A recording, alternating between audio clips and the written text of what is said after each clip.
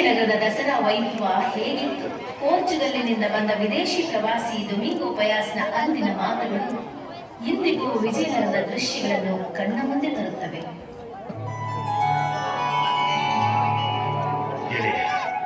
ನಾನು ಈಗ ನಿನಗೆ ಇಲ್ಲಿನ ದಸರಾ ವೈಭವದ ವಿವರ ಹೇಳಿದೆ. ಈ ನಗರ ಎಷ್ಟು ದೊಡ್ಡದಿದೆ ಎಂದರೆ ನಾನು ಅದನ್ನು ವರ್ಣಿಸಲು ಅಸಮರ್ಥ. ನಾನು ಒಂದು ಗುಡ್ಡವನ್ನೇರಿ ನೋಡಿದ ಒಂದು ಭಾಗವೇ ನಮ್ಮ ರೋಮ್ ನಗರದಷ್ಟು ವಿಸ್ತಾರವಾಗಿತ್ತು. ಪ್ರಪಂಚದ ನಗರಗಳಲ್ಲಿನ ಎಲ್ಲ ಸೌಕರ್ಯಗಳು ಇರುವ ನಗರವೆಂದರೆ ಇದು. ಇಲ್ಲಿನ ರಾಜನ ಸೈನ್ಯವೇ 10 ಲಕ್ಷ. ಹಬ್ಬದ ದಿನ ರಾಜ ಸಿಂಹಾಸನದ ಮೇಲೆ ಮಂಡಿಸಿದ ನಂತರ ಎಲ್ಲ ದಳವಾಯಿಗಳು ರಾಜನ ಮುಂದೆ ತಮ್ಮ ಅನಂತರ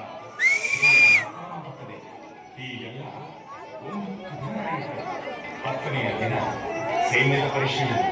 ರಾಹುತರು ಕುದುರೆಗಳಿಂದ ಕುದುರೆಗಳಿಗೆ ವೈದ್ಯ ಹಣೆಯ ಮೇಲೆ ಬೆಳ್ಳಿಯ ಇಲ್ಲವೇ ಚಿನ್ನದ ಗೆಲುವು ಮಾಡಿದ